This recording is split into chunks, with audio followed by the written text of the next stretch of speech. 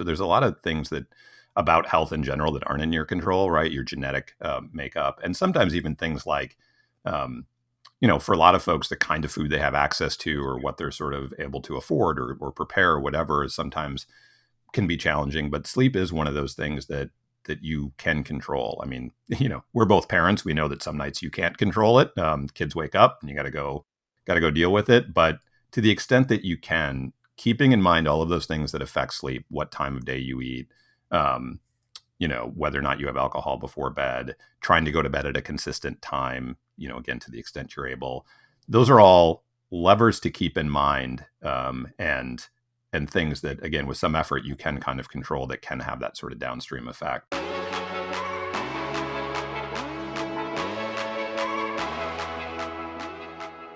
So we've got this study. What exactly was it? What happened with it? Where was it published? When did it come out?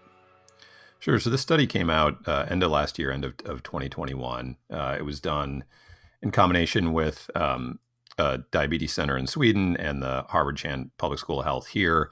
And actually, most of the population that was studied was in the UK, and there was a little component that was in the US. About 10% of the component was in the US, but the controls and the whole setup was the same for all participants. And a couple of things were sort of unique about this study that drove us to cover it. There's a lot of research out there about sleep and metabolic health and the connections, and we've written a fair amount about it on the blog. But a couple of things caught our eye here that made this study kind of unique. The first and probably the biggest is that the population studied here, and it was about 1,000 people, were healthy subjects. So typically, one of the things that we see in a lot of the metabolic health research, whether it's sleep or anything else that we're looking at, is the research is done kind of for self-evident reasons in people who have some sort of metabolic dysfunction, whether that's diabetes, often diabetes, sometimes it's prediabetes, sometimes it's even obesity, because you're trying to find ways to make people who already have some kind of impairment better, right? So a lot of the studies about nutritional interventions or sleep effects, are in those populations.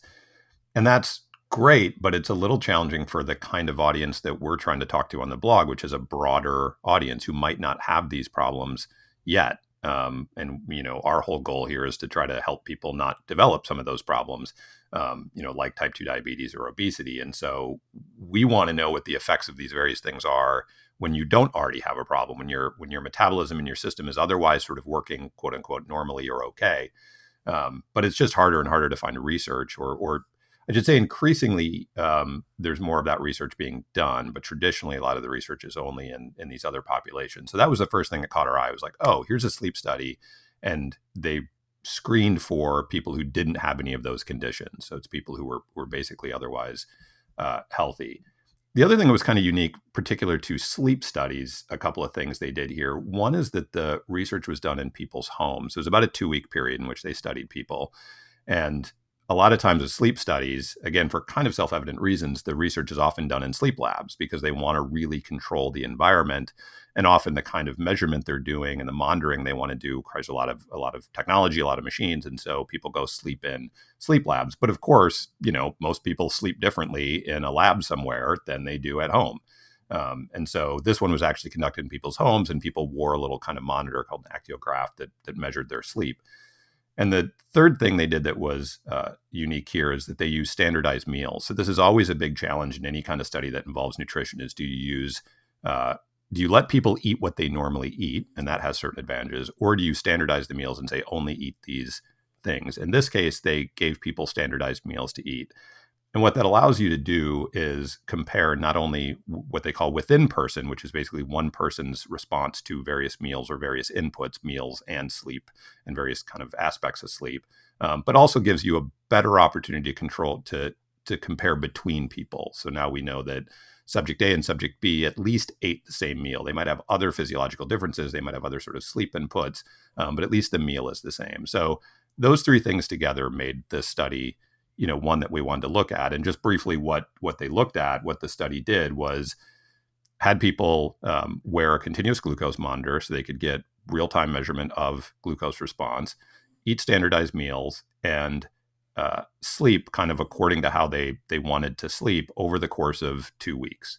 And then what they looked at was basically how their bodies responded, particularly their glucose sensitivity, to those different kind of sleep inputs. So whether they slept longer or shorter than normal, how good their sleep was, which is say like how often they woke up, how kind of interrupted their sleep was.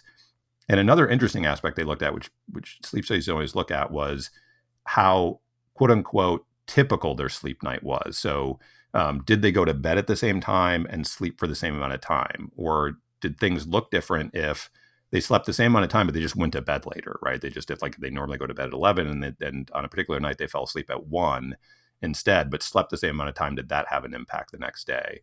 And so they were really looking at glucose responses to kind of the first meal you eat the next day after these different kind of sleep inputs. And those were the results that they came out of that we can talk more about. Yeah, one thing that is interesting to note is how much the quality and duration of sleep can change based on these inputs. So assume that a person has high cortisol. They've got a ton of stress. It's like their sleep will be different, and that everything is downstream, right? Where you can have poor sleep, and that gives you poor glucose variability, or higher, we'll call it higher oscillation the next day. Poor food choices, like what you ate throughout a day, those things matter. Alcohol makes a huge difference. Lack of exercise, not getting enough duration, like these all end up being confounding variables when starting to look at these things. So it sounds like the study controlled for as many of these factors as possible so that it could look at like what was the next day's glucose data to see how much variability there would be and what the average levels were. That's right. And the other thing they did that's helpful in that vein is people also did a oral glucose tolerance test as a sort of control. So that's a test that you'll often get at the doctor if they see some kind of potential glucose issues or insulin issues. And an oral glucose tolerance test is where you basically drink a disgusting drink that has 75 grams of sugar in it, but it's very standardized. And then you measure how the body is dealing with that glucose at set time periods, often like half hour, 2 hours afterwards. It's usually called a 2 hour glucose tolerance test, but you often take measurements beforehand. And again, the idea there is just to have a very standardized sort of input. It's not like, well, you ate a carb heavy meal. Well, as we know, and we see it in our data and you see it in research, there's a ton of individuality in how people process actual food. So even in these kinds of standardized meals where you can control for the macronutrient content, you can say this meal has X number of carbs, X amount of protein, X amount of fat. We still know people's bodies are just going to respond differently. We see folks who spike on pasta and folks who don't. So at least the oral glucose tolerance test, everybody's taking the exact same thing, and it's really just a sugar drink. So it's about as simple as you can get to say, all right, here's a whole bunch of glucose at once. What's your body going to do with it? And it's really that what that's largely testing is your insulin, is how quickly is your insulin dealing with and responding to and shuttling that excess glucose out of your bloodstream. And so that was also done with all of these subjects, which kind of gave you a control, right? It gave you something to measure against of like, all right, here's how their body responds to that very standardized input. Now we can sort of compare that to these various standardized meals, and it gives them ability to control a little bit for those individual differences. Nice. And then what ended up being some of the findings when they started digging into the data? Like, what did they see that would have been maybe eye-opening or a new revelation when it comes to this data around sleep and the impact of sleep on glucose levels?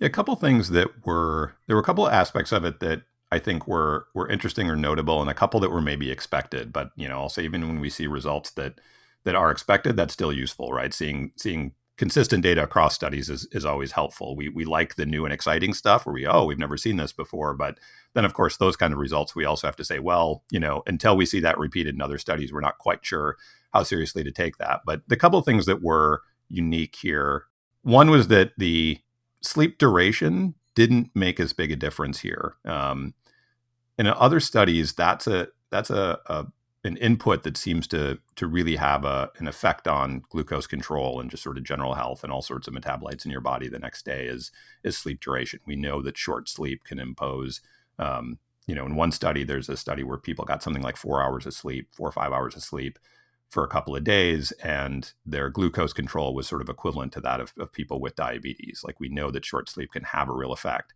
Here it didn't, but the authors suggest in here their sort of conclusion on this is that maybe the reason we don't see this, as they say, it's that the effective sleep duration and glycemic control may be nonlinear. And what they basically mean by that is that you might actually need a pretty significant variation in the amount of sleep to get an effect. So in other words, the difference between sleeping 7 or 8 hours, like if you typically sleep 8 and you get 7, may just not have that big impact. If you slept 4, you would see the very big impact. So that was one thing that, I think was notable, maybe a little bit surprising, but also it's one of those things that when you read it in there, you shouldn't take to mean like, oh, sleep duration doesn't matter. There are these kind of nuances in there that, well, maybe it's about sort of how much variation in the sleep duration you get. The other thing that was interesting in here was that point I mentioned. They studied about what they call sort of sleep timing, which is when you went to bed and variation from what you normally do. And what they found is that actually did have an effect. So that's kind of an interesting one as well. If you're really fixated on just getting your 8 hours a night, right? If you find that's what makes you feel better, and so you always work to get your 8 hours, but it varies a lot day to day because maybe the schedule of your day varies or whatever. Some days you go to bed at 10, some days you go to bed at 1, and you just say, well, whatever time I fall asleep, I'll just make sure I get my 8 and wake up the next day. They found that did actually have an impact on glucose control when you ate breakfast the next day. So that's another interesting finding that, I think we'd love to see more follow-up study on to see how much of a difference that makes and to do more sort of controls around, well, how much of a difference does it make? How much variation from normal really seems to produce an impact. The couple of findings they had that were a little bit more expected, but I think still interesting, again, given some of these other controls of healthy population, sleeping in their beds. One was that what you eat actually really matters. Now, again, that seems sort of obvious, but to unpack that a little bit, the standardized meals that they had folks eat, there were a variety of them, and they had different macronutrient compositions. So some were really high carbs, some were really high fat, some were high proteins. They had different makeups to them to kind of see to basically answer this question of like, well, okay, we can say that, for instance, having variation from your normal sleep pattern impacts glucose control the next day. Well, is that true no matter what you eat? If I eat eggs and bacon, which is a very high protein meal, high fat, but pretty low carb, is that going to have the same effect as if I eat a bowl of cereal the next day? And what they found is no, what you eat really matters. So the effect, the degree of effect that sleep caused was more significant when you ate a high carbohydrate meal than if you ate a sort of high protein meal. And I think what we can talk about takeaways in a minute, but I think it just underlines something I've really tried to keep in mind as I've learned more about the relationship between sleep and metabolic health, which is if you know that your sleep was off a night before, and you usually do, right? Sometimes we might have nights of sleep where we don't realize how much we were waking up, but most of the time we know we went to bed too late, we slept too little, we were up a lot, whatever. I usually just take that as a clue to like the next day, try to eat better. Like if you're going to have your quote unquote cheat meal, or you're going to eat something carby, or you're tempted on something the next day, just know that probably your body is not going to handle it as well as if you were coming in on a really good night of sleep. And this study, kind of impacted that. The last thing I'll mention, the last finding that, again, was not unexpected, but was still good to see, was that it wasn't just duration, and it wasn't just how normal or how much variation from normal your sleep was. It was also that quality of sleep thing, or what they call it sleep efficiency or disturbed sleep. That also had a real impact on glucose control the next morning. And it was basically, the better sleep you got, which meaning to say the less sort of disrupted, the more likely you were on average to have a lower glucose response to breakfast the next day. So again, sleep quality does matter.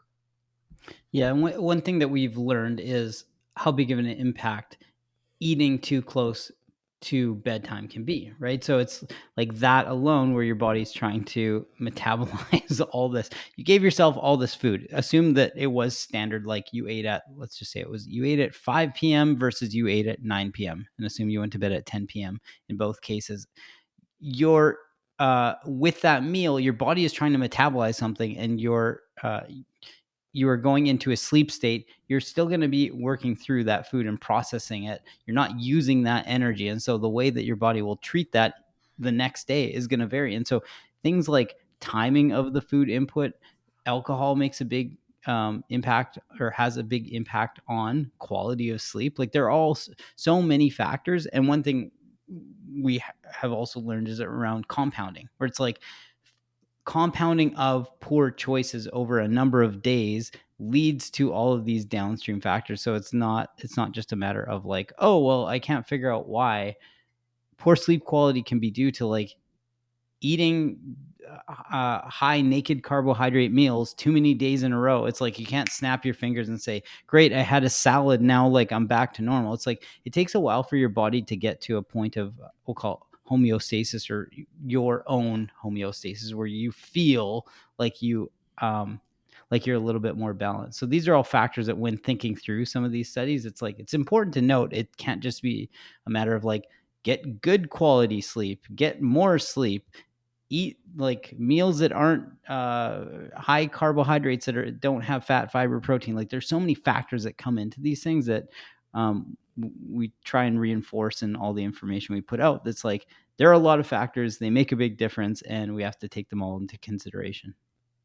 Yeah, I think that's right. And the thing that comes to mind is, as you mentioned, that all the different things that can impact sleep is, the other thing it always reminds me is that sleep is one of those things that is within your control. So there's a lot of things that about health in general that aren't in your control, right? Your genetic makeup, and sometimes even things like, um, for a lot of folks, the kind of food they have access to or what they're sort of able to afford or prepare or whatever is sometimes can be challenging, but sleep is one of those things that you can control. I mean, we're both parents. We know that some nights you can't control it. Kids wake up and you got to go deal with it. But to the extent that you can, keeping in mind all of those things that affect sleep, what time of day you eat, um, whether or not you have alcohol before bed, trying to go to bed at a consistent time, again, to the extent you're able, those are all levers to keep in mind and things that, again, with some effort, you can kind of control that can have that sort of downstream effect. And, I think that's useful when we think about these sort of, we call kind of the four main levers of glucose. There's others, but, diet is the one we talk about all the time, but sleep, stress, and exercise are the other big three. And keeping in mind all of these factors about sleep and understanding that, yes, sleep is going to have some kind of impact, I think is really helpful. So why don't we go into the takeaways, what people can actually do, the takeaways and the conclusion, the way we can think about this information moving forward. Yeah, I think, really it's a lot of the things we were just talking about. It's basically remembering, I would say the high level takeaways, remember that sleep matters. So um, I think there's a real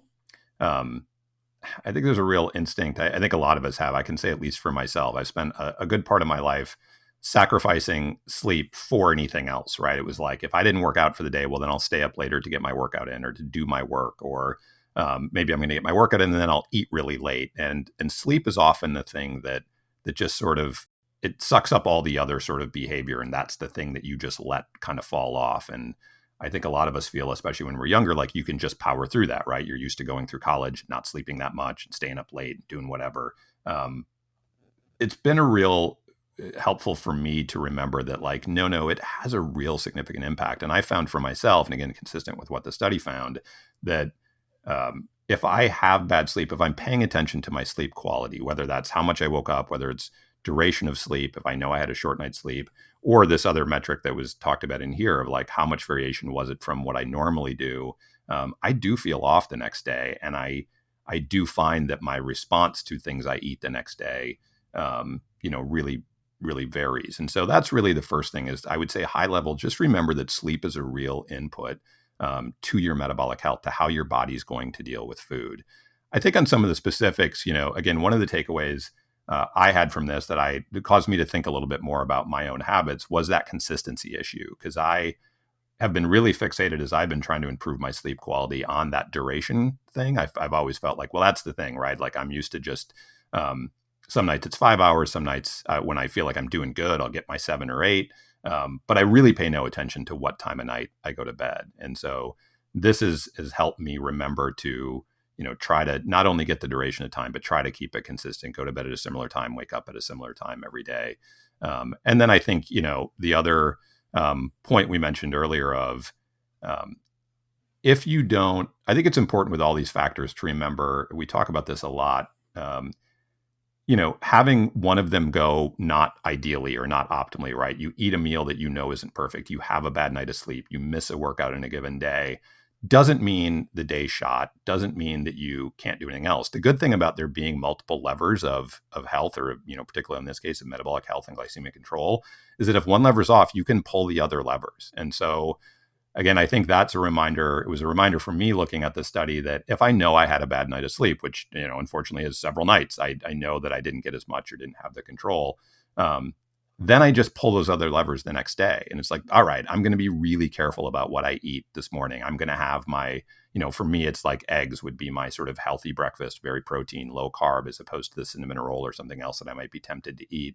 Because I know that's just going to compound the negative effect, where I can help maybe counter the negative effect by just treating my body well, or making sure I get, maybe low impact exercise the next day. I maybe don't have enough energy to do a hard hit workout, but if I just go for a lot of walks the next day, well, that's pulling that exercise lever, that again is going to give my body the best shot to, like, even in its kind of, slightly dysfunctional state because of my poor sleep quality, it's going to set it up for the best success. So I think that notion that we learned here in the study about what you eat matters the next day was a reminder of that point of, like, if one lever's off, just pull the other levers. Mm-hmm. The one line that's from the post, even a single night's deviation from one's normal sleep routine has a detectable impact on blood glucose control. Very important to know, because it's like, you think that, and that's back to the idea of, like, it compounds over time. And so it's one of those things where, if you do, to your point, if you do have a poor poor night of sleep, whether it's duration or quality or the time that you went to bed, like certain factors where you go, now I've got enough of a mental model for like what this might mean. It's like, yeah, just don't eat the high carb breakfast the next day. Don't make the choice that will lead you to make poor choices the next day for lunch or for dinner, because you start to think, oh, the day is shot. Like you said, it's like, you can always make adjustments, and making those adjustments will get you to a balanced state over time. But that's where people all of a sudden they go like, oh, I feel like I'm way off the rails, and I've been like this for 7 days, right? Because you got like, you had one bad meal that led you to sleep bad, and then you made a poor choice the next day, and then you feel bad, and you missed a workout. Next thing you know, you're stressed, and there's all these other things going on. You're like, I can't figure out what is going on. It's like, well, you can't just keep letting all of these other factors compound, because it will lead you to have poor glucose control and poor glucose variability, and average glucose levels are all of these factors. So what can people do? If there's, in addition to sleep hygiene, we've talked about that, maintaining good sleep hygiene, making good choices. Are there any other things that people can do that we haven't covered? No, I think that's really it. I think it's, to the point you were just making about the compounding effects of all of this stuff, just remember that it sort of goes both ways, that, like, you know, um, poor outcome or poor choice, plus poor choice, plus poor choice, plus poor choice will lead to a very negative outcome. Whereas, like, one poor choice does not mean that, like, your day is shot. And I think a lot of folks get, I follow The Rock on Instagram, and he talks about, occasionally has these posts where he calls the F-its. I won't use the curse, but he says, I got a case of the F-its, and he's known for discipline, and he eats really well, and he does all these things. But he'll say, I had a case of the F-its, and I just, I ate the big plate of French toast or whatever it was. And I always cringe a little bit when I see that, because I get it. I get that case. I get that sometimes you have a poor night's sleep. What's really going on is that because you had a poor night's sleep, your decision-making ability is just off, right? Like, you're just not as sharp as you would otherwise be. And so it's so easy to get to that place where you go like, screw it. Like, day's already off. I had a poor night's sleep. I deserve the cinnamon rolls. I'm going to eat those. And then, like, now I feel like crap because I ate the cinnamon rolls. I'm not going to go for that walk. And just trying to get yourself out of that mindset and remember that, one poor choice is something that it happened, and there was probably lots of reasons why it happened, and, like, just start from zero. Just like, all right, that's done. Now let's make the next good choice. Like, you know what? Let's not eat the cinnamon roll. Let's, like, eat something else. And, like, let's actually drag ourselves out and go for that walk. And then you get the effect going the other way, right? Like, you go for the walk and you feel better. And then you're like, Yeah. oh, that's right. This is in my control. I don't have to just give up. I don't have to have a case of the F-its. I can just, go for that walk, and I feel better. And when I get back, because I feel better, I actually want to eat something a little healthier. And then I feel a little bit better. And then that all sets me up for a better night's sleep tonight. Right. And it sort of compounds and builds the other way. So that's the way I try to think about, what these kinds of studies tell us about the choices we make.